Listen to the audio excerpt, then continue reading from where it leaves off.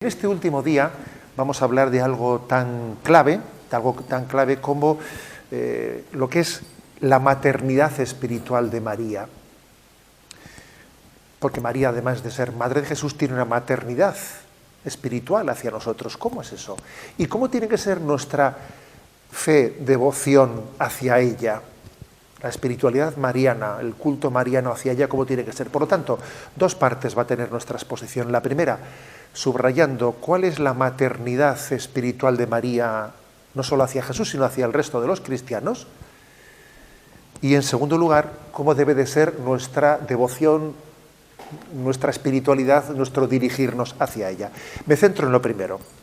Para poder hablar de la maternidad espiritual de María, obviamente es muy importante partir de que ella es madre de la Iglesia. Es madre de Jesús y en el orden de la gracia es también madre de la Iglesia. Hay un punto del Catecismo de la Iglesia Católica, 197, que es que lo dice de una manera concentrada, precisa, y prefiero leerlo, que son 5 o 6 líneas, y vais a ver cómo en ese punto 197 está perfectamente expresado qué es esto de la maternidad espiritual de María. Dice así: después de la ascensión de su Hijo, la Virgen María ayudó con su oración en los comienzos de la Iglesia.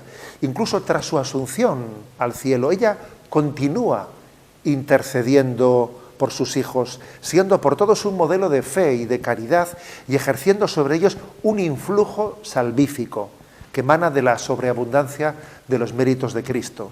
Los fieles ven en María una imagen y un anticipo de la resurrección que les espera y la invocan como abogada, auxiliadora, socorro, mediadora. Pues bien, como podéis ver, esto es de lo que queremos hablar, de la maternidad espiritual de María. Ella es abogada, auxiliadora, socorro, mediadora. Vamos a hablar de ello. Bueno, pues primero decir que el pueblo de Dios, ese pueblo de Dios que tiene esa asistencia del Espíritu Santo, lo intuyó desde el primer momento. El pueblo de Dios, seguidor de Jesucristo, intuyó que tenía que acudir a María. Tuvo una especie de iluminación interior, un sentido espiritual de pertenencia a María. Y desde el primer momento, acordaros, como en este cursillo hemos mentado varias veces la oración del Subtum Presidium, la oración más antigua mariana que existe, a la Virgen María que existe en la cristiandad. ¿Recordáis que hablamos de ello? Bajo tu amparo nos acogemos, Santa Madre de Dios. No desoigas nuestras súplicas, antes bien, atiéndenos en la prueba. El pueblo de Dios que rezaba con esas palabras, estaba claro que tenía confianza en la intercesión de María, que se sentía seguro. Si sabía que María estaba cerca de nosotros, acudía a ella porque sentía esa confianza en que ella iba a ser madre nuestra. ¿Y de dónde le había nacido al pueblo de Dios esa intuición, ese convencimiento?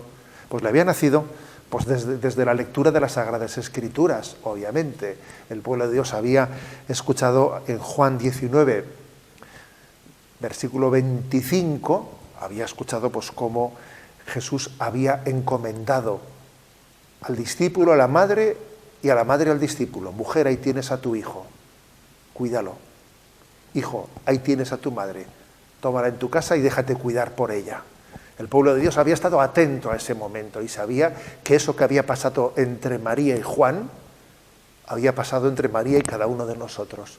En ese Juan estábamos nosotros presentes. El pueblo de Dios había estado atento el momento de Pentecostés y había visto cómo en el libro de los Hechos de los Apóstoles se narraba que el momento en el que nacía la Iglesia, allí de nuevo estaba ella, la Madre de Jesús. Igual que estaba ella cuando vino Jesús al mundo, también estaba ella cuando la Iglesia comenzaba su vida en Pentecostés, ¿no? Por eso el pueblo de Dios entendió que María no solo era madre de Jesús, que era madre de todos nosotros, y la Iglesia es el cuerpo místico de Cristo, que tiene en su cabeza a Cristo, y nosotros somos el cuerpo de ese Cristo, que es nuestra cabeza. María no solo es la madre de la cabeza, no, es madre del cuerpo entero, del cuerpo místico de Cristo. Su maternidad se extiende de Jesús a todos nosotros, como se extiende de la cabeza a todo el cuerpo místico de Cristo. Este fue el convencimiento desde el primer momento en la vida de la Iglesia. Y por eso, con el paso de los siglos, se le fueron dando a María distintos títulos marianos. El fundamental al que me he referido es el de María, Madre de la Iglesia. Ese es el fundamental. Fue un título proclamado por el Papa San Pablo VI en el transcurso de la celebración del Concilio Vaticano II. Lo dijo de una manera solemne. Así pues, para gloria de la Virgen y consuelo nuestro, con ese título majestático, ¿no?, nos proclamamos a María Santísima, Madre de la Iglesia, es decir, Madre de todo el pueblo de Dios, así de los fieles como de los pastores, que la llaman Madre amorosa, y queremos que de ahora en adelante sea honrada e invocada por todo el pueblo cristiano con este gratísimo título. Fue uno de los grandes regalos, ¿no?, que dejó el Concilio Vaticano II, el título de María como Madre de la Iglesia.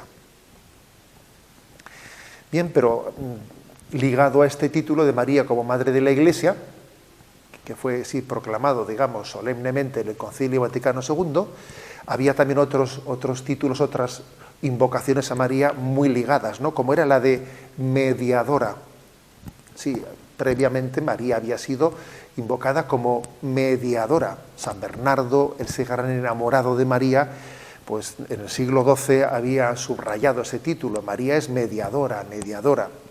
Fijaros lo que dice él, ¿no?, en el siglo XII. Podría ciertamente bastar Cristo, pero para nosotros, en el plan de Dios, era conveniente que Cristo no estuviese solo, dice San Bernardo. Era necesario un mediador para acercarse, una mediadora para acercarse al mediador con mayúsculas, una mediadora con minúsculas para acercarse al mediador con mayúscula. Esa es María. Así lo explica, fijaros bien, San Bernardo, en el siglo XII. Dice, Cristo es el único mediador, pero Él ha querido. ¿Quién somos nosotros para impedirle a Cristo lo que sea su deseo de cómo llevar adelante las cosas, ¿no? Mediadora. Más tarde se afina más este término y se dice medianera de todas las gracias. Es como concretar más, ¿no?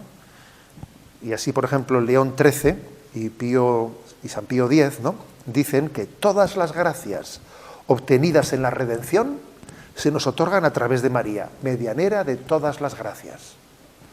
Todos los dones de Dios llegan también a través de ella. Y León XIII llega a decir, ¿no?, así como nadie puede llegar al Padre sino a través de Jesucristo, Dios también ha querido que para llegar a Cristo lleguemos a través de María. María es el camino para llegar a Jesús. Y más aún, digo, Madre de la Iglesia es el nuevo título fundamental, mediadora, medianera de todas las gracias, corredentora. Fijaros bien, el término corredentora fue un término que en distintos momentos de la historia de la Iglesia se utilizó más o fue desapareciendo, y en el siglo XX fue también utilizado por varios papas, ¿no? Aunque el Catecismo de la Iglesia Católica y el Concilio Vaticano II evitaron utilizar este término de corredentora, pues por razones pastorales y ecuménicas, porque podría prestarse a malas interpretaciones, ¿no?, a equívocos interpretativos, pero no porque sea un término incorrecto, porque corredentora es correcto. No si lo entendemos como que hay dos personas que redimen al mismo nivel, Jesucristo y María, los dos son redentores. Y no, si lo interpretásemos así, ciertamente sería un término incorrecto.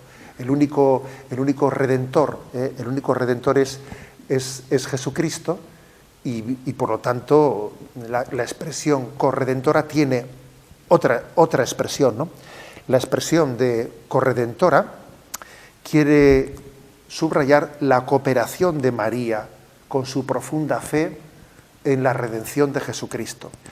En el sentido, en la línea de lo que es Colosenses, capítulo 1, versículo 24, donde dice, ¿no?, me alegro de mis sufrimientos por vosotros, así completo en mi carne lo que falta a los padecimientos de Cristo en favor de su cuerpo, que es la Iglesia. Nosotros nunca hemos entendido este texto: completo en mi carne lo que falta a la pasión de Cristo. Nunca lo hemos entendido como si la pasión de Cristo fuese incompleta. A la redención de Cristo le faltaba algo y nosotros teníamos que poner lo que le faltaba a la redención de Cristo. No, jamás lo hemos entendido así. Lo hemos entendido como que Cristo, en su redención, Él ha entregado su vida, su sangre por la redención del mundo, y Él quiere asociarnos a nosotros, que nosotros estemos asociados a su redención. No porque nosotros pongamos lo que le falta a Él, no, sino porque Él ha querido integrarnos. El que te creó sin ti no te salvará sin ti. Ha querido asociarnos, ¿no?, también a su redención. En ese sentido, correctamente se puede hablar también de María corredentora. De manera que la misión maternal de María con los hombres, no, entendiendo bien, no oscurece ni disminuye para nada la única mediación de Cristo. Antes bien, sirve para demostrar todavía más el poder y la fuerza de la mediación de Cristo, que es capaz de nosotros todavía de integrarnos, ¿no?, integrarnos con Él. Bien, estos son los títulos marianos, ¿no? Pero ahora creo que es necesaria una explicación. Esta es la fe católica, ¿eh? La fe católica, que es capaz de confesar la fe como madre espiritual, como medianera de todas las gracias, incluso como corredentora. Bien, pero yo sé que muchos de vosotros, cuando escucháis esta charla, estáis diciendo, bueno, pero otros cristianos que no están unidos a la Iglesia Católica no veneran a María de esta manera. Incluso dicen, nos acusan a nosotros de que estamos idolatrando a María, de que hemos introducido algo que es ajeno a los evangelios, etcétera, ¿no? Algo que es ajeno, contrario al querer de Jesucristo, que estamos profanando la fe en Jesucristo. Y vamos a hablar de ello, ¿eh? Vamos a hablar de ello. Primero, en primer lugar, hablemos también, porque siempre hablamos, cuando se habla de este tema, ¿no?, de la fe en María, o de la devoción en María fuera de la Iglesia Católica, lo solemos referir a los protestantes, ¿no?, o a la gran familia que ponemos bajo ese paraguas del término protestante. Pero también creo que debemos decir que con los cristianos, con nuestros hermanos separados ortodoxos, mantenemos prácticamente una plena comunión en la fe mariana. Las coincidencias de fondo son plenas y totales. Ellos afirman la maternidad divina de María, la maternidad espiritual con respecto a los hombres, la virginidad perpetua, hablan de María como cooperadora de la redención de Jesucristo, etcétera, etcétera, ¿no? Quizás el único matiz que existe, pues digamos un cierto debate con el mundo ortodoxo, es que la Inmaculada Concepción, el dogma de la Inmaculada Concepción, declarado por la Iglesia en el año 1854, a veces es contestado por algunos padres ortodoxos que apelan a que algunos de los padres griegos habían hablado de una purificación de María previa a la encarnación, que antes del nacimiento María había sido purificada, ¿no? Aunque por supuesto afirman que está plenamente purificada. Bueno, pero incluso algunos autores muy invocados por ellos, como San Sofronio de Jerusalén en el año 634, llegan a decir: el Espíritu Santo va a descender sobre ti, la Inmaculada, para hacerte más pura. Bueno, es decir, que la confluencia con el mundo ortodoxo sobre la fe de María es prácticamente total. El problema existe ciertamente con el mundo protestante, ¿no? Y hay que comenzar por decir que bajo este término, pues las comunidades protestantes, pues hay que decir que es un paraguas muy amplio, y que hay unas grandes diferencias entre determinadas comunidades protestantes unas y otras. Y por lo tanto, en vez de empezar a distinguir entre unas comunidades protestantes que dicen unas cosas, otros que dicen las otras, voy a abordar esta cuestión yendo un poco a sus orígenes, a Lutero. A Lutero, quien, como sabéis, es considerado como el iniciador de esa llamada reforma o esa ruptura con la Iglesia Católica. Y voy a comenzar diciendo algo que os va a sorprender mucho. Y es que Lutero, él afirmó, en todo momento afirmó la fe en la Inmaculada Concepción de la Virgen María. Lutero afirmó siempre la fe en la virginidad perpetua de María, antes del parto, en el parto y después del parto. confesó a la Virgen María como la Theotokos, la Madre de Dios. Habló de la asunción de María a los cielos en cuerpo y alma, ¿no? Aunque es curioso, ¿no?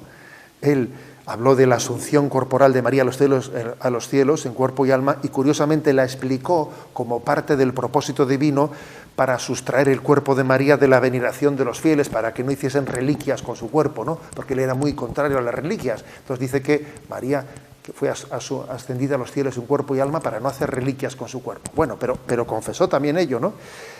Entonces quiero afirmar esto, compartir con vosotros esto. Lutero fue mucho más devoto hacia la Virgen María de lo que después, posteriormente en los siglos, ha sido pues lo que llamamos, ¿no? Pues el mundo protestante.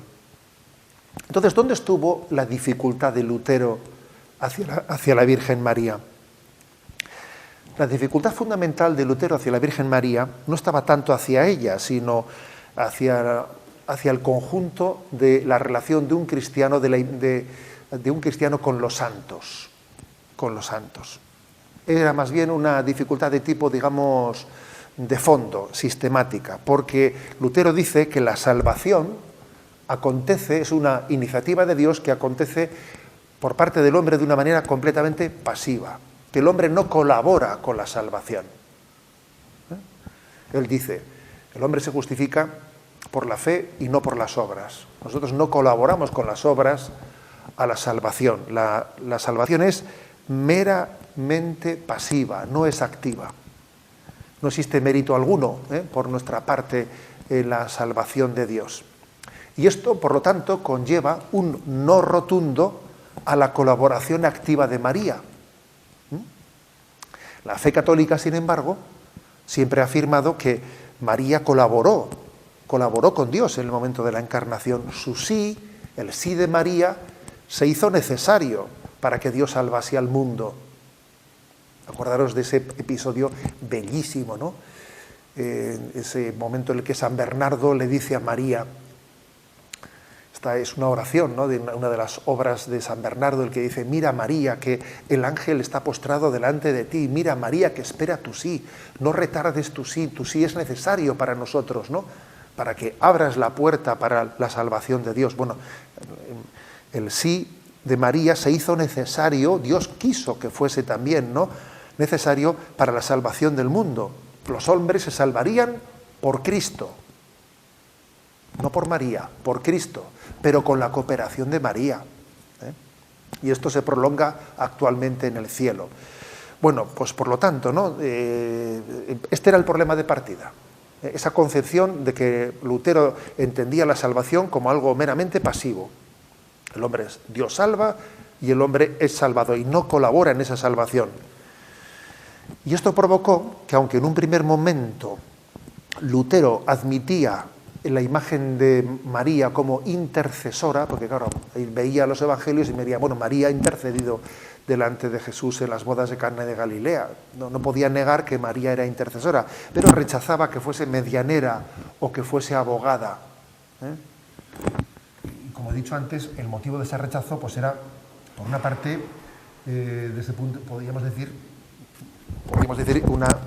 era un rechazo que podríamos calificar de tipo metafísico. Metafísico en el sentido de que la criatura no puede colaborar con el Creador. Pero también de tipo, por una razón, una explicación, una interpretación bíblica, porque si solamente hay un mediador entre Dios y los hombres, que es Jesucristo, solo hay un mediador, dice 1 Timoteo 2:5, que es Jesús. No hay ningún mediador más. Pues entonces la Virgen María no ha podido tener ningún tipo de colaboración, no se le puede llamar medianera, no se le puede llamar. Bueno, pero en la concepción católica no existe oposición entre lo pasivo y lo activo. Claro que es Dios el que nos salva, pero la salvación implica al hombre. Nos implica. Habéis escuchado a lo largo de este cursillo en algún momento la expresión de que cuando Dios da su gracia, el hombre suda. ¿Qué quiere decir esa expresión, ¿no? Un tanto así, digamos, jocosa. Claro que Dios te da su gracia, pero eso no quiere decir que tú te quedes pasivamente con tus capacidades, no, Dios nos da su gracia para que nosotros pongamos todos nuestros talentos en desarrollo. Y por la gracia de Dios podemos sudar, podemos esforzarnos, podemos cooperar. No está enfrentado, ¿no? No son dos conceptos dialécticamente inencontrables, la salvación pasiva y la activa. Ambas, es Dios el que nos salva y es Dios el que nos implica en esta salvación. La mediación de María, por otra parte, no resta a la única mediación de Cristo, no le resta, participa de ella. Todavía la hace más excelsa, ¿no? Bueno, pues este es el motivo de fondo, porque de donde vino ese distanciamiento del mundo protestante de la devoción a María. Finalmente Lutero suprimió todo el culto a María intercesora. Al principio decía que sí que invocaba a María como intercesora, pero no como medianera y abogada, y finalmente se quedó únicamente con la primera parte del Ave María y rechazó la segunda parte del Ave María. La primera parte del Ave María, claro, recoge las palabras del ángel y del saludo de Isabel. Dios te salve María, llena eres de gracia, el Señor está contigo. Pero claro, rechazó la segunda parte del Ave María, Santa María, Madre de Dios, ruega por nosotros pecadores. Claro, la segunda parte suponía reconocer a María como medianera, como intercesora. Entonces rechaza la segunda parte del Ave María y solo se queda con la primera parte. Pero con el paso de los siglos se ha ido demostrando que el esfuerzo de Lutero por mantener únicamente una relación con María de alabanza fue inútil, porque la figura de María fue desapareciendo prácticamente del todo de la vida de las comunidades protestantes y poco a poco fue desapareciendo. Es decir, fue mucho más devoto hacia la Virgen María en Lutero que lo que finalmente ha ido aconteciendo con el paso de los siglos, ¿no? Y hay un dato curioso, que en el año 1532 Lutero reconoció que con la supresión de la oración a María no se había conseguido que el pueblo de Dios orase más a Jesucristo. La figura de Cristo no había salido enaltecida en la práctica, sino desdibujada. Curioso esto, Y es que cuando olvidamos el orden, la pedagogía en la que Dios llevó adelante su historia de salvación, pues tiene consecuencias negativas.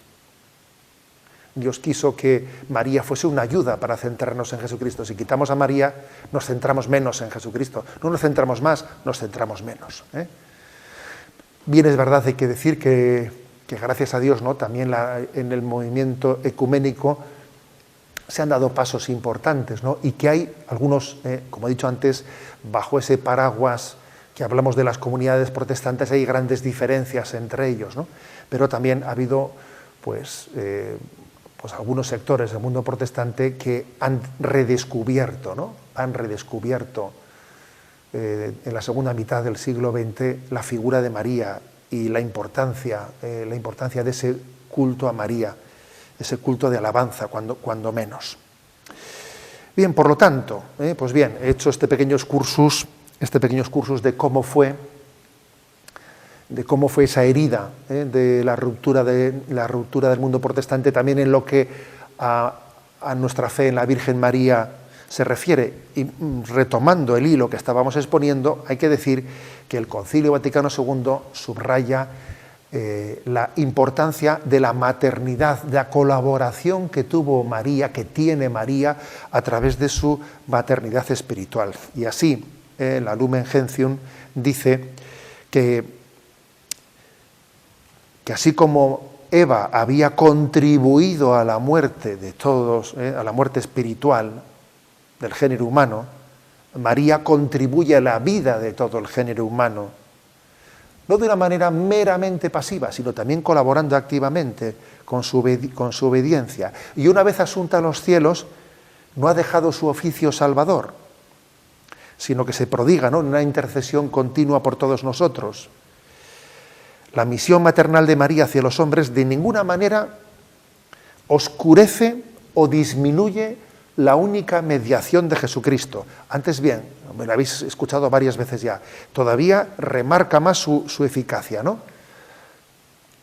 Y es verdad que la mediación de María no es absolutamente necesaria. Dios lo podía haber hecho de otra manera.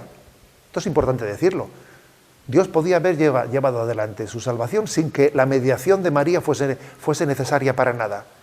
Pero es así como ha dispuesto a hacerlo, ¿eh? La mediación de María nace de la superabundancia de los méritos de Cristo, se apoya en la única mediación de Cristo, depende totalmente de la mediación de Cristo, ¿no? Pero es así como Dios ha querido hacerlo, y por lo tanto no tenemos, ¿no?, ningún miedo a invocarla como Madre de la Iglesia, a invocarla como mediadora, como intercesora, como abogada de gracia. Este es el tema, ¿no? Hay pendiente en el seno de la Iglesia pues, la posibilidad de que un día, igual que se proclamó, ¿no?, el dogma de la maternidad divina de María, la Theotokos, el Concilio de Éfeso, el dogma de la virginidad perpetua de María, que está ya en el propio credo, el dogma de la Inmaculada Concepción, que fue en el siglo XIX, el dogma de la Asunción de María a los cielos en cuerpo y alma en el siglo XX. También existe la petición de que la Iglesia llegue a formular en un quinto dogma mariano, y el quinto dogma mariano sería como María medianera, ¿eh? Bueno, pues sin necesidad, es posible que seamos testigos de que en algún momento tal dogma, ese quinto dogma mariano pueda ser proclamado, como de hecho, en el año 1950, tan recientemente, también se proclamó el dogma de la Asunción de María a los cielos en cuerpo y alma. Lo que es importante es que entendamos que aunque el dogma, ese quinto dogma mariano, no esté promulgado, sin embargo ya pertenece a la fe de la Iglesia, esa invocación de María como intercesora, medianera de todas las gracias, etcétera, etcétera, ¿no? Forma parte ya de nuestra fe, aunque no tenga ese rango de dogma mariano como lo tiene la maternidad de María, como lo tiene su virginidad, la Inmaculada Concepción o la Asunción de María a los cielos. Pero bien, he comenzado diciendo que esta quinta sesión de este cursillo de Mariología, quinta y última, iba a tener dos partes. La primera parte me iba a explayar explicando qué es esto de la maternidad espiritual de María, ¿no?, en la que María cuida de nosotros como madre espiritual, como abogada, como medianera, como corredentora. La segunda parte voy a desarrollar ahora, aunque la haga de una manera, procuraré que sea más breve, cómo es nuestra espiritualidad, nuestra devoción hacia María, cómo es el culto hacia María, ¿no? Y hay que decir que, por una parte, María es para nosotros una causa ejemplar, o sea, es la perfecta discípula de Cristo y ella es un modelo. María es un modelo para nosotros, un modelo para imitar, ¿no? Y al mismo tiempo que es causa ejemplar, es también causa eficiente. O sea, que no únicamente es un modelo para que la imites, es que ella actúa como madre que es, ¿no? Y estos dos son, ser causa ejemplar y ser causa eficiente, pues son dos elementos muy importantes a la hora de entender cómo tiene que ser nuestra devoción, nuestra espiritualidad hacia María, ¿no? Ella es, por una parte, modelo de vida espiritual para nosotros. Nadie pone en duda que el modelo perfecto de la vida espiritual es Jesucristo. Pero claro, Jesucristo está en un plano superior al nuestro, porque Él tiene una filiación divina que es natural, por naturaleza, que nosotros no la tenemos por participación, por adopción, ¿no? Y en cierto sentido María es como un modelo más cercano. Acordaros que os dije algo, ¿no?, que es que Jesucristo no es nuestro modelo de fe. No, nuestro modelo en la fe es María, porque Jesús no tuvo fe. No, Jesús tiene una relación con el Padre que es superior a la relación de la fe. Jesucristo tiene una intimidad con el Padre que supera la fe. Él ve al Padre. Jesucristo es el revelador del Padre. Sería absurdo pensar que Jesús tiene fe si Él está revelando al Padre. Es María la que es modelo de la fe. No encontramos ni un solo pasaje en todas las Sagradas Escrituras en las que se hable de la fe de Jesús. Pero desde siempre, desde el primer momento, la Iglesia entendió que la fe de María era un modelo clave. En ese sentido es modelo de nuestra vida espiritual. Los principales aspectos de su ejemplaridad, ¿no?, de la ejemplaridad de María, están en la perfecta renuncia de sí misma. María está perfectamente vaciada de ningún tipo de amor propio. Ella es un sí perpetuo a la voluntad de Dios y a su amor. María es la oyente perfecta de la palabra, es la Anawin, aquella que acoge perfectamente el don de Dios en plena confianza, en pleno abandono, vaciada de sí misma. Esa es la principal ejemplaridad que encontramos de la Virgen María. Es un corazón que es totalmente de Dios y nos enseña a nosotros cómo confiar en Dios, cómo entregarnos plenamente a Dios. Es la escuela de María, la escuela de la confianza. Por eso, fijaros, decimos, ¿no?, recurrimos a María para decir totus tus, para que ella nos enseñe a decir somos totalmente de Dios. El totus tus de María, o sea, soy totalmente de María, enséñame, María, a ser completamente de Dios. Es que mi corazón no ha aprendido como el tuyo a entregarse plena y totalmente. Bueno, pues María nos enseña a entregarnos plenamente a Dios. Esa es la ejemplaridad principal de María, ¿no? Y luego, al mismo tiempo, digamos que ella tiene, no solo es alguien ejemplar a ser imitado, sino que es eficiente, que está actuando. Ella cuida con solicitud materna de cada uno de los cristianos, en medio de los peligros, ¿no?, de nuestra vida, que estamos rodeados de peligros, estamos continuamente siendo tentados para apartarnos del camino de Dios. A ver, ahora mismo, hoy mismo, ¿no?, quien habla, quien nos habla, quienes me estáis escuchando, estamos bajo el influjo de tentaciones. Puede ser que seamos conscientes de ello o que no seamos conscientes de ello. Estamos bajo el influjo de las tentaciones. Y María no está con los brazos cruzados. María está actuando, ¿no? Cuando nos ve tentados, actúa en su influjo materno.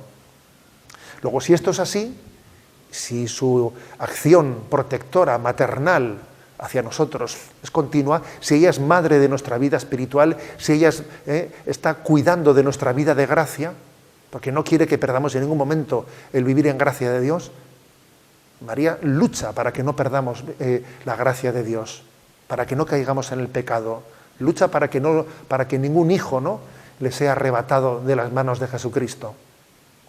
Bueno, pues si eso es así, tenemos que reconocerlo y colaborar con ella, ser infinitamente agradecidos y responderle con nuestra devoción.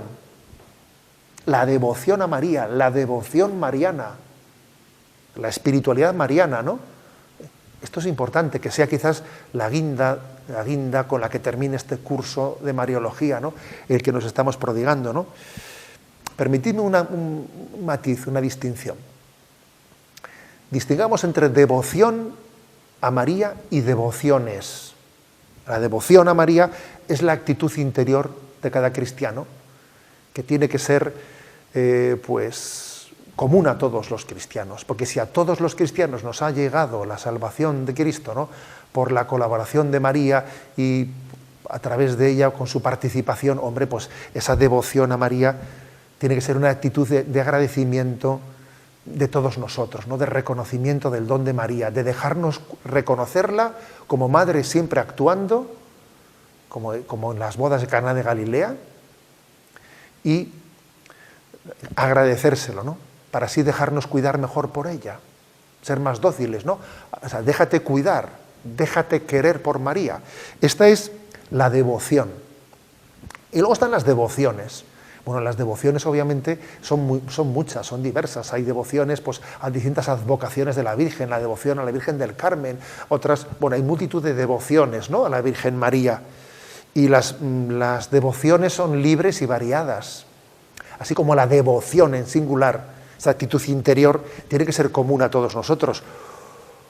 Un cristiano sin devoción a María es como alguien, decía San Juan de Ávila esta expresión, San Juan de Ávila, ¿no? Un cristiano sin devoción a María es como un hombre sin pellejo. Te imaginas no tener pellejo, pero tus carnes se infectarían, ¿no? Es que la devoción a María es tan importante como la piel, como el pellejo, para proteger nuestra vida. Las devociones, por lo tanto, son muchas y son libres, y cada uno se acerca a las distintas devociones viendo, según su carisma y según cómo Dios toca su alma, qué devociones le pueden ayudar más o menos. Ahora bien, hay una devoción muy concreta, ¿no?, que es la devoción del Santo Rosario, que ha sido muy encomiada, muy aconsejada, por la Iglesia, muy ligada a Santo Domingo de Guzmán, un gran predicador, ¿no?, de esa devoción a María del Santo Rosario.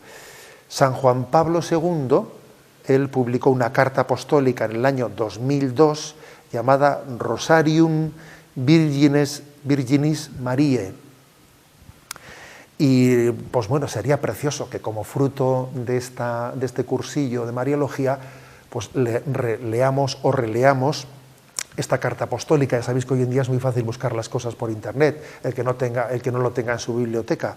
Rosarium Virginis Mariae, de San Juan Pablo II, carta apostólica. Fue escrita en el año 2002, publicada el 16 de octubre, en esa fecha tan ligada, ¿no?, al rezo del Rosario. Es decir, y en ella,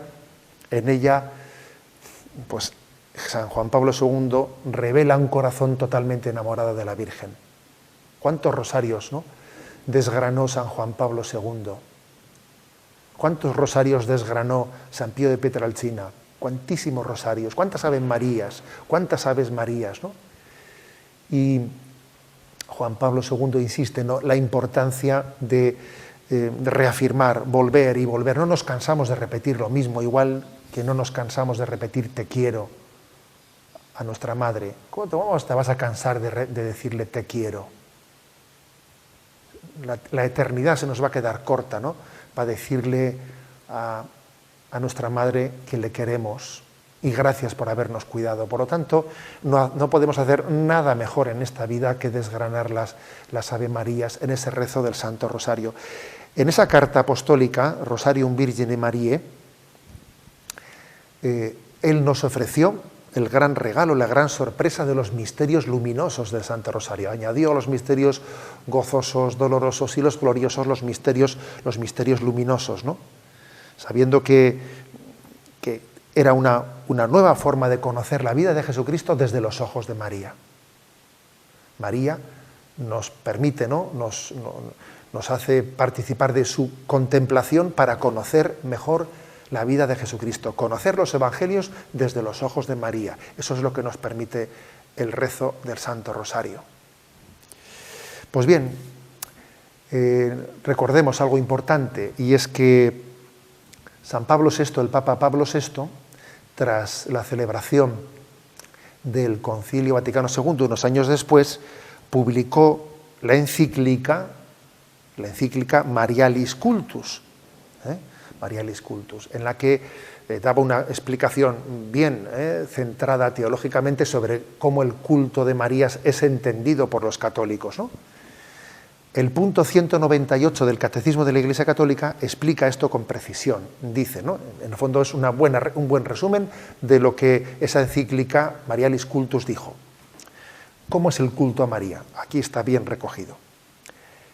¿Qué tipo de culto se rinde a la Virgen María? Y responde, a la Virgen María se le rinde un culto singular, que se diferencia esencialmente del culto de adoración que dirigimos a Dios, que se rinde solamente a la Santísima Trinidad, el culto de adoración.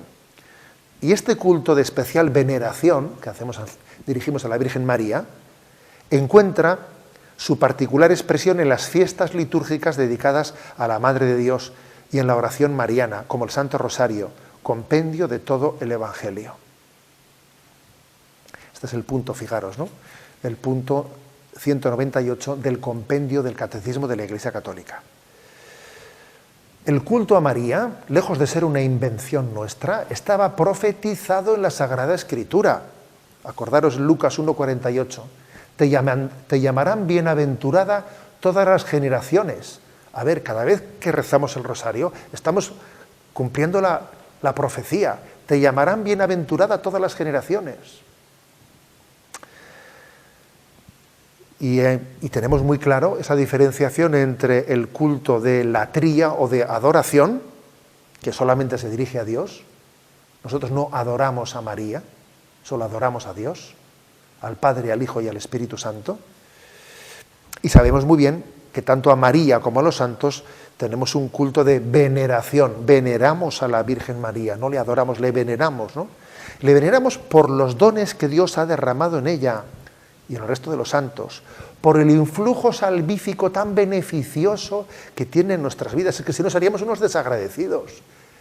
Está ella como madre pródiga cuidando por nosotros, ¿no?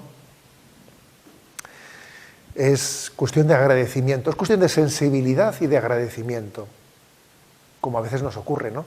Que tenemos madres que están cuidando de nosotros, sufriendo por nosotros, y nosotros no somos capaces de reconocer lo que una madre hace por nosotros. ¿Nos pasará lo mismo con nuestra Madre del Cielo? Por lo tanto, fijaros bien, las razones para el culto a la Virgen María, yo creo que la razón principal es la que vais a escuchar ahora. La razón principal es que es voluntad de Dios. Dios lo quiere. Él la amó y la ama e hizo y hace en ella maravillas. La amó de una manera excepcional. La amó por ella misma y por nosotros. Al amarla a ellas y al darle esa encomienda tan importante de ser madre de todos nosotros, nos estaba amando a nosotros. Y nos la dio. Hizo lo máximo que se puede hacer, ¿no? Que es compartir la madre. Compartir la madre es el gesto mayor de amor hacia todos y cada uno de nosotros, ¿no? Por lo tanto, el culto a la Virgen María tiene una razón profunda de ser, que es que Dios lo ha querido, que es que ha nacido del corazón de Dios, es voluntad suya, es el orgullo de nuestra raza, es la persona humana de la que estamos más orgullosos. A ver, ¿de qué persona humana estamos más orgullosos en toda la historia de la humanidad? A ver, que cada uno diga un nombre, que se le ocurre un nombre. La persona humana de la que estamos más orgullosos es María. Digo persona humana, no olvidéis que Jesucristo es persona divina. Claro, Jesucristo es una persona divina, pero la persona humana de la que estamos más orgullosos en toda la historia de la humanidad es María, ¿no? Ella ennoblece la humanidad y al mismo tiempo ejerce desde los cielos una intercesión incesante, ¿no?, hacia todos sus fieles. Yo le pido a ella, ¿no?, que este cursillo de Mariología que hemos realizado en 5 sesiones nos haga más dóciles para dejarnos cuidar por ella. Yo creo que ella nos diría que os quiero mucho, dejaros cuidar y convertiros también en instrumentos para que otros se dejen cuidar por mí. Hagámonos apóstoles también del rezo del Santo Rosario, apóstoles de las devociones marianas, para que haya otros hijos de María que todavía no la reconocen, que se puedan dejar cuidar por ella, y así ella les va a llevar a Jesucristo. Ella les dirá: haced lo que mi hijo os dice. Ella les llevará, nos llevará a la Eucaristía. Queridos hermanos, concluimos este cursillo y yo le doy gracias a Dios por haberlo podido impartir, porque para mí impartir un cursillo como este pues es una oportunidad, es una gracia, ¿no?, de poder revivir esa fe que hemos recibido. Muchas gracias.